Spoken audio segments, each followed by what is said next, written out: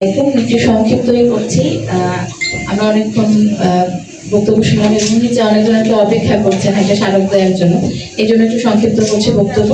তবে আপনাদের সবার বক্তব্যে মানে আজকের এই অনুষ্ঠানটা মূলত অনুপ্রেরণাদায়ক, নির্যাতনের বিরুদ্ধে প্রতিরোধ করে তোলা এবং একই সাথে বেগম রোকেয়া দিবসে আমাদের যে 5 জন অদম্য নারী আছেন, আমরা তাদের কথা বা তাদের গল্প শুনলাম। এবং আমাদের গত বছর যিনি আমাদের বিরামপুর থেকে জাতীয় পর্যায়ে পুরস্কার শ্রেষ্ঠ জননী হয়েছেন, তার মানে আমাদের বিরামপুর সিলেকশনটা কিন্তু ভালো ছিল, তাই না? আমরা যেহেতু জাতীয় পর্যায়ে পর্যন্ত যেতে পেরেছি, তো এইটার সাথে যারা সংশ্লিষ্ট ছিলেন তাদের সবাইকে ধন্যবাদ এবং কৃতজ্ঞতা। এবং এই বছরও আশা করি হয়তো আমরা অনেক দূর যেতে পারবো, এই জন্য মহিলা বিষয়ক কর্মকর্তাকে বিশেষভাবে ধন্যবাদ দিতেই হয়। আর আমরা দুজন সাংবাদিকের বক্তব্য শুনলাম যে ওনারা খুব একদম টু দ্য পয়েন্টে কিছু কথা বলেছেন, যেটা আসলে নারী নির্যাতন প্রতিরোধের জন্য এবং নারীদের অগ্রহায়ণের জন্য খুব জরুরি। তো বাল্য বিবাহ নিয়ে শুধুমাত্র আমাদের প্রাতিষ্ঠানিক পর্যায়ে কাজ করলে হবে না, বাল্য বিবাহ নিয়ে যেটা বেশি দরকার সেটা হচ্ছে জনসচেতনতা। বাল্য বিবাহ এমন একটা বিষয় যেটা হয়তো আমি আইন দিয়ে আমরা জেল জরিমানা করতে পারি, হয়তো 1টা 2টা বা 3টা বিয়ে ঠেকাতে পারি, কিন্তু এটার জন্য যে বাবা মাকে বেশি আরো সচেতন হতে হবে। আপনি আপনার নিজের মেয়ের বা আপনার কন্যা শিশুর জীবনটা নিজে হাতে কেন ধ্বংস করবে? এই বিষয়ে আমার মনে হয় আমরা যারা আছি, প্লাস আমাদের শিক্ষক যারা আছেন প্রাথমিকের মাধ্যমিকের, তাদের অনেক বেশি করণীয়। আর ছোট থেকে মেয়েদের, আমাদের কন্যা শিশুদের স্বপ্ন দেখাতে হবে, বড় হওয়ার স্বপ্ন।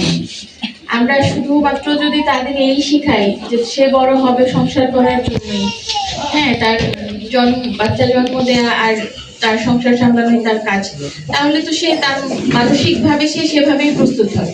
কিন্তু আমরা যদি তাকে স্বপ্ন দেখাই এবং স্বপ্ন দেখাতে শেখাই, দেখতে শেখাই, স্বপ্ন দেখতে শেখাই যে তুমি অনেক বড় হবে, এবং আমাদের আজকে যে অদম্য নারীরা আছেন তারা কিন্তু তাদের জন্য অবশ্যই একটা অনুপ্রেরণাদায়ক হবেন এবং অনুপ্রেরণার অংশ হবেন।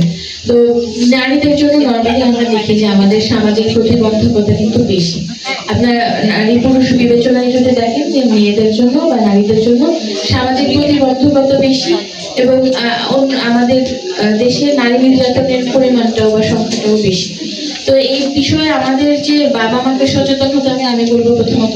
তারপর আমাদের স্কুলের আমাদের নারী শিক্ষারী যারা আছেন, স্কুলে আছেন, তাদের একটা অগ্রণী ভূমিকা নিতে হবে, যে তাদেরকে স্বপ্ন দেখতে শেখাতে হবে। তারা একদিন বড় হবে, অনেক দূর যাবে, সেই স্বপ্নটা তাদের কাজ কিন্তু আমাদের। আর দ্বিতীয়ত হচ্ছে যে তাদের নিজ পায়ে দাঁড়াতে হবে, যেটা অনেক আগে বেগম রোকেয়া বলে গেছেন। এবং আমরা বলি যে নারীর শিক্ষার অগ্রদূত এবং নারীর মুক্তি আন্দোলনের অগ্রদূত বেগম রোকেয়া। তবে মুক্তি কি আসলে আদৌ এই 2025 সালে ঘটেছে কিনা সেটা একটা প্রশ্ন থেকেই যায়। কিন্তু সেই সময় উনি ওনার 5 জন মাত্র নারী বা শিক্ষার্থী নিয়ে 5 জন ছাত্রীকে নিয়ে একটা স্কুল শুরু করেছিলেন।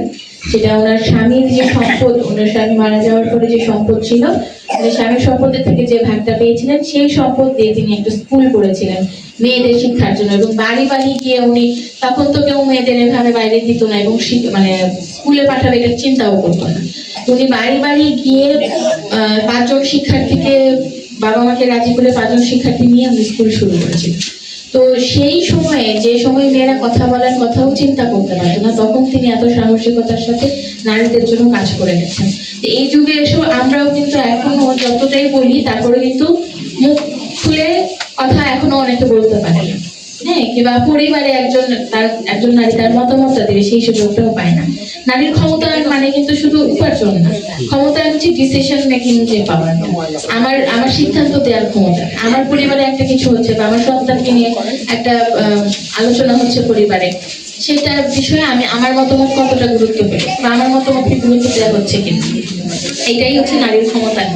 তবে এই ক্ষমতায়নের পেছনে অবশ্যই উপার্জন বা আপনার আর্থিকভাবে সচ্ছলতা বা সক্ষমতা অবশ্যই একটা গুরুত্বপূর্ণ বিষয়। কারণ ওই যখন আপনি আর্থিকভাবে সক্ষম হন তখনই কিন্তু তাদের মতামতের গুরুত্বটা দেওয়া হয়। তো এই জন্যই আমরা বলি যে নারীকে আর্থিকভাবেও সচ্ছলতা অর্জন করতে হবে, সক্ষম হতে হবে। এবং সরকারের একটা প্রজেক্ট ছিল যে ইনকাম জেনারেটিং অ্যাক্টিভিটিস, যেটার মাধ্যমে নারীদের ট্রেনিং দেওয়া হতো। তো আমাদের বলেছেন বক্তব্যে যে এটা বন্ধ হয়ে গেছিল, তবে আমাদের মহিলা বিষয়ক কর্মকর্তা যেটা বলেন যে এই প্রজেক্ট আবার পাস হয়েছে, হয়তো খুব শীঘ্রই এইটা আবার শুরু হয়ে যাবে। আর ইফটিজিং এর কথা এসেছে, আমাদের উপজেলা প্রাথমিক উপজেলা কর্মকর্তা, তিনিও শিক্ষা কর্মকর্তা, ওনার বক্তব্য খুব সুন্দর করে সবগুলো বিষয় বলেছেন। তো আমার সংক্ষেপে যেটা বলতে চাই যে আমাদের নারীদের আরো সচেতন হতে হবে, পুরুষদের আরো বেশি সহকর্মী মনোভাব পোষণ করতে হবে। আপনি একজন সফল নারীর সাথে, মানে আমরা সফল হতে বলি বা অনেকে সফল হয়, কিন্তু তাকে তখন কিভাবে আমরা প্যাম্পার করবো সেই বিষয়টা আসলে, বা সেই বিষয়টা অনেকে মেনে নিতে পারে না, বা অনেকে মেনে নিলেও অনেকে যে প্যাম্পার করার বিষয়টা, বা আমার সহধর্মিনী হোক কিংবা আমার কন্যা হোক, তাকে আমি কিভাবে আসলে তার সাথে ট্রিট করবো সেটা অনেকে জানে না। অগ্রগতির ক্ষেত্রে আরো এগিয়ে নিয়ে যেতে হবে। বাল্য বিবাহ বন্ধ, ইভটিজিং বন্ধ, এইসব ক্ষেত্রে আমাদের সবাইকে মিলে আরো অনেক কাজ করতে হবে এবং এইসবের বিষয়ে জনসচেতনতাটা খুব দরকার।